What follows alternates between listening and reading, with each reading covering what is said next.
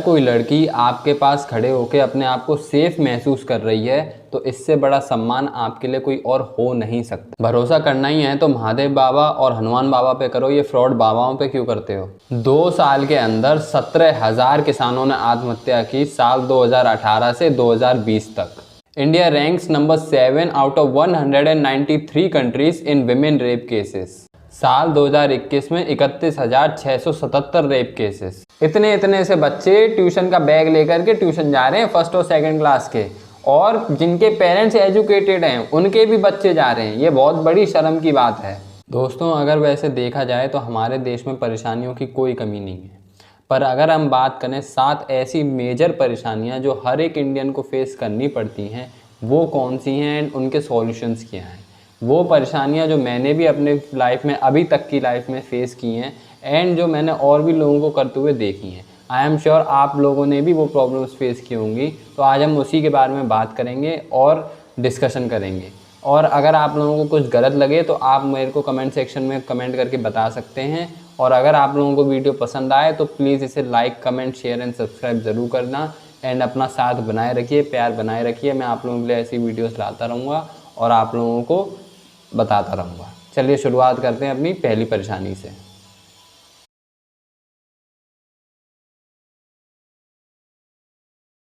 दोस्तों, आपको पता है हमारे देश की अगर सबसे बड़ी और सबसे घटिया कोई परेशानी है तो वो है विमेंस सेफ्टी।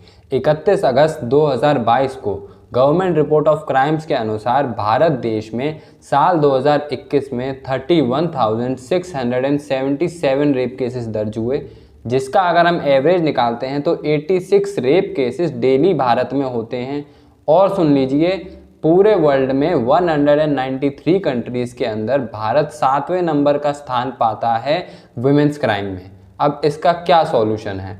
अगर हमारे देश में गॉडेस देवी माता की पूजा होती है तो उससे कई ज़्यादा गर्ल्स की डिसरिस्पेक्ट होती है, गर्ल्स के साथ क्राइम होते हैं, और इन सब के पीछे का रीज़न है हमारा सिस्टम। जिस दिन या जिस घंटे अगर क्राइम हुआ उस दिन लोगों को सज़ा मिल जाए या उसी दिन उन लोगों के ऊपर एक्शन हो जाए तो उस दिन से लोगों के अंदर खौफ बैठ जाएगा इस क्राइम को लेकर के। लोग इस क्राइम को सीरियस लेने लगेंगे। हमारे देश की प्रॉब्लम ही ये है कि कोर्ट में केसेस पड़े रहते हैं, कोई ध्यान नहीं देता है एंड उनसे इन लोगों को बढ़ावा मिलता है। इन लोगों पे रोक नहीं लग रही, इन लोगों को बढ़ावा मिलता है। जाने कितने बड़े बड़े रेप केसेस हुए बट उनका अगेंस्ट कोई एक्शन नहीं लिया गया, और बहुत टाइम के बाद अगर सज़ा मिली भी तो बहुत टाइम के बाद मिली। तो ऐसा नहीं होना चाहिए। हमारे देश के सिस्टम को ये समझना चाहिए कि जिस दिन आपने एक्शन ले लिया या जिस दिन क्राइम हुआ उसी दिन आप अगर सज़ा दे दें तो उस दिन से लोगों के अंदर खौफ भी बैठ जाएगा और इस क्राइम से लोग बच भी पाएंगे। Women's are not safe in our country. It's the bitter truth we all know. अगर हम लोग इसमें कुछ करना चाहें तो क्या कर सकते हैं। So I am requesting to all of you कि अगर आप लोगों को सच में इस क्राइम के अगेंस्ट कुछ करना है तो आप लोग अपनी तरफ से जितनी ज़्यादा रिस्पेक्ट गर्ल्स को दे सकें उतनी दिया कीजिए। आपकी मर्दानगी इसमें नहीं है कि आप उन्हें कितना सता रहे हैं या उनके साथ क्राइम कर रहे हैं, इसमें आपकी मर्दानगी नहीं है। आपके साथ में अगर कोई लड़की सेफ कर रही, अपने आप को सेफ महसूस कर रही है तो इससे ज़्यादा प्राउड के लिए आपके कोई बात हो ही नहीं सकती किसी लड़के के लिए। इसलिए हमेशा उनकी रिस्पेक्ट करिए, उनकी इज़्ज़त करिए, उनके साथ काइंड रहिए, उनके साथ जेंटल रहिए। आपके घर में भी सिस्टर्स हैं, मदर्स हैं, तो अगर आप एक बार अपने ऊपर इमेजिन करके देखिए आपकी रूह कांप जाएगी। तो आप दूसरी लड़की के ऊपर कैसे सोच सकते हैं। और सिंपल लॉजिक है, लड़कियों के ऊपर एसिड फेंकने से या लड़कियों के साथ क्राइम करने से वो आपकी नहीं हो जाती हैं। अगर उनकी आप क्यों लाइफ बर्बाद कर रहे हैं। अगर उनको आपका होना ही होता तो वो लोग आपके पास आ जाते। जब उनका मन नहीं है, वो लोग आपके साथ खुश नहीं हैं, तो ज़बरदस्ती करने से क्या फ़ायदा है। इसलिए कभी भी ऐसे स्टेप मत उठाइए, किसी की ज़िंदगी मत बर्बाद करिए और अपनी भी ज़िंदगी बर्बाद मत करिए। हैवान मत बनिए, इंसान बनिए। इंसान का जन्म लिया है तो इंसान बन के रहिए, हैवान बनने की ज़रूरत नहीं है। सो ये थी हमारे देश की सबसे बड़ी और सबसे घटिया परेशानी। अब बढ़ते हैं हम अपनी दूसरी मेजर परेशानी की तरफ।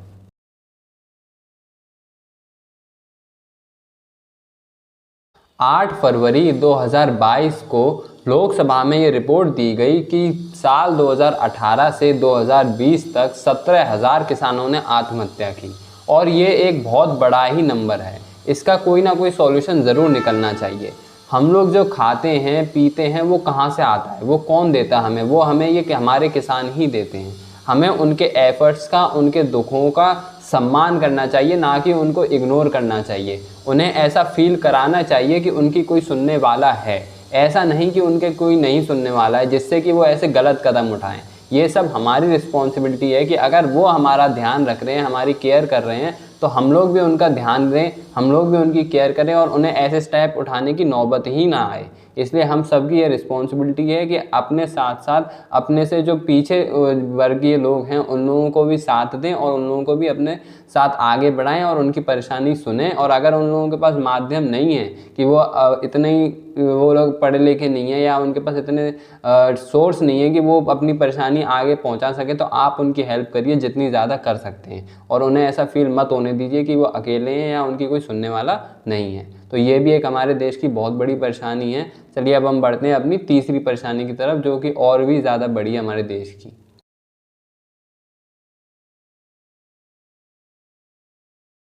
हमारी कंट्री में किसी भी एज पीरियड के ग्रुप को, चाहे वो चाइल्ड एज हो, चाहे वो सीनियर सिटीज़न एज हो, चाहे वो टीनेजर एज हो, चाहे वो मैच्योर एज हो, एक बात ज़रूर सिखाई जाती है कि आपको वैसे रहना है जैसे कि आपकी सोसाइटी सेटिस्फाइड रहे। इट डजेंट मैटर कि आपकी चॉइसेस क्या हैं, आपका मन क्या है, ये मैटर नहीं करता है। आपकी सोसाइटी जैसे सेटिस्फाइड है, आपको उस हिसाब से रहना चाहिए। इन शॉर्ट कि लोग क्या कहेंगे, ये हमारे देश की एक बहुत बड़ी समस्या है और इसका शायद कोई समाधान भी नहीं है, क्योंकि लोग तो कभी कहना बंद नहीं करने वाले हैं। अगर मैं आपको अपना पर्सनल ओपिनियन दूं तो हमेशा वो करना यार जो आपका दिल चाहता है, क्योंकि आपके 100% एफर्ट्स ना सिर्फ उसी काम में लग सकते हैं जिसमें आपका मन लगे। आप वो काम कर ही नहीं सकते हैं जिसमें आपका मन ना लगता हो। और एक बात और ये है कि अगर दोस्तों आप कुछ अलग काम करते हैं तो लोग कहेंगे ही कहेंगे, पर लोग तो तब भी कहेंगे यार जब आप कुछ नहीं कर रहे होंगे। इसलिए हमेशा वो करिए जिसका आपका मन करे। एंड थर्ड थिंग कि आपके घर की नीड्स फुलफ़िल करने के लिए सोसाइटी नहीं आने वाली है, आपके घर की परेशानी दूर करने के लिए सोसाइटी नहीं आने वाली है। इसलिए सोसाइटी पे ध्यान मत दीजिए, अपना आपका पुंगी बजा देंगे ये लोग और आपके कैरियर की वाट लगा देंगे। इसलिए अपने मन की ही करिए हमेशा। आपकी लाइफ है, आपके डिसीजंस होने चाहिए, आपकी फैमिली है, उन सब की रिस्पॉन्सिबिलिटी आपके ऊपर है। तो आप अपना विज़न एकदम क्लियर और एकदम स्ट्रॉन्ग रखिए कि हाँ मुझे इस फील्ड में जाना है, मेरा मन इसमें करता है तो मैं वही काम करूँगा। दुनियादारी को मत देखिए और ना किसी की सुनिए, क्योंकि उन लोगों ने भी किसी की नहीं सुनी होगी जो आप लोगों से कहते हैं। इसलिए ये तो लोगों का काम है और सदियों से चलता आ रहा है, कोई किसी की नहीं सुनता है। सब अपनी अपनी फील्ड के बादशाह बनते हैं और उसमें अच्छा कमाते भी हैं और करते भी हैं। इसलिए हमेशा अपने मन का काम करिए। ये भी एक हमारे देश की बहुत बड़ी समस्या है। अब हम बढ़ते हैं अपनी चौथी समस्या की तरफ।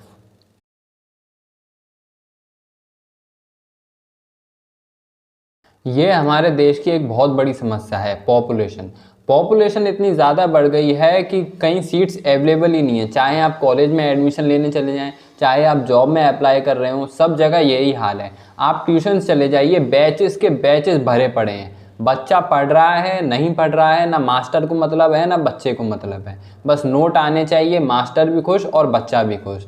और इस चीज़ का सॉल्यूशन भी हमारे ही हाथ में है। जिस दिन हम लोग ये समझ जाएंगे कि हम लोग जितनी आज परेशानी उठा रहे हैं पॉपुलेशन की वजह से, हमारी जो आने वाली जनरेशन है वो इससे कई ज़्यादा उठाने वाली है, तो उस दिन से शायद इस प्रॉब्लम का सॉल्यूशन निकल आए। और सिर्फ मेरे या आपके समझने से नहीं होगा, ये हम सभी को पूरे देश में समझनी चाहिए कि पॉपुलेशन को कंट्रोल करना ज़रूरी है। क्योंकि कहाँ से जॉब्स आएंगी, कहाँ से रिसोर्सेज आएंगे, कहाँ आपकी आने वाली जनरेशन कहाँ सेटल होगी। आपने तो अपनी ज़िंदगी काट ली, आप लोग कुछ टाइम बाद चले जाएंगे, पर आपकी जो आने वाली जनरेशन है वो कैसे जिएगी, आपको उनके बारे में भी सोचना चाहिए। और जो ट्यूशन वाले बच्चे हैं, मैं उन लोगों से एक स्पेशली बात कहना चाहता हूँ कि आज के टाइम पे माना कि ट्यूशन्स में बहुत अच्छा पढ़ाते हैं, बहुत अच्छी शिक्षा मिलती है, पर आप लोगों को सेल्फ स्टडी करना उससे कई ज़्यादा ज़रूरी है।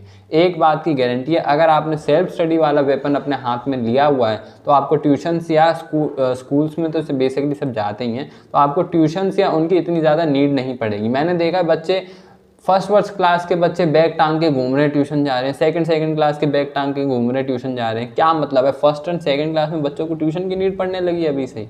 मैंने अपनी आपको पर्सनल बता रहा हूँ, मैंने खुद 10th क्लास में आकर के ट्यूशन लगाई, क्योंकि वो भी ज़रूरी हो गया था इसलिए, नहीं तो मैं वो भी नहीं लगा था। मैंने 10th तक कोई ट्यूशन ही नहीं पढ़ी है। और मैं अब देखता हूँ तो फर्स्ट और सेकंड क्लास के बच्चे बैग लेकर के घूम रहे हैं, ट्यूशन जा रहे हैं, इतने से हैं और ट्यूशन जा रहे हैं। तो अगर आप लोगों को, और पेरेंट्स भी भेज रहे हैं, सबसे बड़ी गलती ये कि पेरेंट्स भी भेज रहे हैं उन्हें। आज के टाइम पे तो सब एजुकेटेड हैं, फिर भी ये नौबत आ रही है कि बच्चे पेरेंट्स जिनके अच्छे खासे पढ़े लिखे हैं वो भी, उनके बच्चे भी ट्यूशन जा रहे हैं, तो ये चीज़ गलत है। बैचेज़ में या ट्यूशन में जाने से नहीं पढ़ाई होती ना, आपको नंबर आएंगे। मैं भी गया था अपने बैचेज़ में, ट्यूशन में, सब जगह गया, सिर्फ मौज मस्ती होती है और कुछ नहीं होता। जो पढ़ने वाला बैचेज़ में भी नहीं पढ़ता, पढ़ने वाला बैचेज़ में भी पढ़ लेता है और सेल्फ स्टडी में भी पढ़ लेता है। इसलिए हमेशा जो है सेल्फ स्टडी पे ज़्यादा फोकस रखिए, और ये ट्यूशन और इनके चक्कर में जितना कम पढ़ें आप उतना ही सही है। एक आध सब्जेक्ट की लगा लीजिए जिससे आपको कमज़ोर हो, जिसमें आप, पर आप ये करें कि पूरे दिन ट्यूशन ही भाग रहे हैं, बैग लेकर के घूम रहे हैं, तो ये चीज़ गलत है। तो ये एक पॉपुलेशन भी हमारे देश की बहुत बड़ी समस्या है।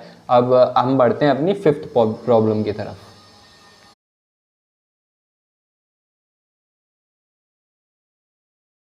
4th बिगेस्ट प्रॉब्लम हमारी कंट्री की है कास्ट सिस्टम। अगर कोई लड़की जिससे आप प्यार करते हैं, जिसे या फिर आप जानते हैं कि ये लड़की जेन्युइन है, ये मेरे लिए बिल्कुल सही है, बट अगर उसके सरनेम में थोड़ी सी खराबी है तो आप भाई साहब उससे शादी नहीं कर सकते। ये हमारे देश का नियम है। और वहीं दूसरी तरफ अगर कोई लड़की जिसको आप जानते हैं कि ये लड़की मेरे लिए सही नहीं है, ये जेन्युइन इतनी नहीं है, लेकिन अगर उसका सरनेम जो है आपके सरनेम के साथ राइट बैठ रहा है, तो आपका विवाह वहीं पे ही कराया जाएगा। ये एक बहुत कड़वा सच है हमारी आज की जनरेशन का भी, और ये बहुत टाइम से चलता आ रहा है, और ये चीज़ बहुत ज़्यादा गलत है, बहुत ज़्यादा गलत। बाद में ऐसी लोगों के रिश्ते टूटते हैं, ऐसी लोगों के बीच में खटास पैदा होती है, इसलिए ऐसा नहीं होना चाहिए। अब अगर इसकी सॉल्यूशन की बात करें तो मेरे नज़रिए से इस चीज़ का सिर्फ एक ही सॉल्यूशन है, और बहुत ही सिंपल और बहुत ही तगड़ा सॉल्यूशन है। आज के जितने भी युवा हैं उन सभी को मैं कहना चाहूँगा कि अगर आपको अपने मनपसंद लड़की से शादी करनी है, लव मैरिज करनी है, तो इतना अमीर और कामयाब हो जाओ कि आपको कोई ये सवाल उठाने वाला पैदा ही ना हो। चाहे वो उस लड़की के घर से हो, चाहे वो आपके घर से हो, चाहे वो सोसाइटी हो, कोई इतना कह ही ना पाए कि कास्ट के बारे में। आप बस बोलो मुझे इससे शादी करनी है, और आपकी शादी वहीं पे हो जाए। इतना अमीर और कामयाब हो जाओ, आप लोगों की आधी से ज़्यादा प्रॉब्लम सॉल्व हो जाएंगी। एक तो आपका करियर भी सेफ, दूसरा आपका मनपसंद लड़की से भी शादी, एंड आप लोगों की आगे की लाइफ बहुत ज़्यादा एंजॉयबल हो जाएगी। इसलिए अगर मेरे नज़रिए से तो यही एक सॉल्यूशन है इस प्रॉब्लम का। चलिए, अब ये भी हमारे देश की एक बहुत बड़ी प्रॉब्लम है। अब बढ़ते हैं हम अपनी 6th मेजर प्रॉब्लम की तरफ।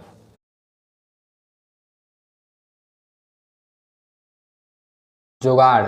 हमारा 70% देश जो है इस एक शब्द पे चल रहा है। अगर किसी इंसान को कोई काम करना है तो वो उस काम के सही रास्ते से पहले उस चीज़ में जुगाड़ देखता है कि जुगाड़ कहाँ से लगती है, शॉर्टकट क्या है इस काम का।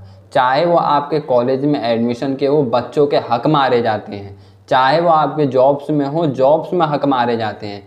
इवन मैंने तो नेवी और एयरफोर्स में भी जुगाड़ चलते हुए देखी हैं। और तो और जुगाड़ वर्ड का सबसे तगड़ा सिनोनियम है वो है करप्शन। जहाँ जहाँ जुगाड़ वर्ड आया समझ लो भ्रष्टाचार हो रहा है वहाँ पे।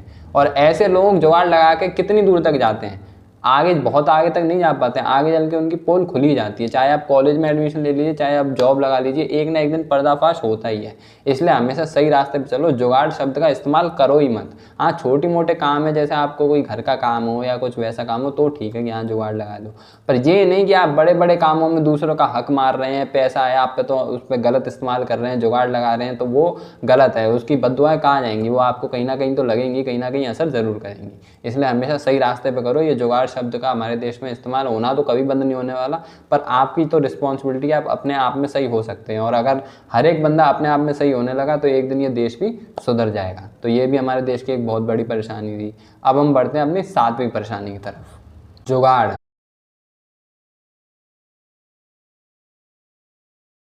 विश्वास और अंधविश्वास में बहुत बड़ा फर्क होता है।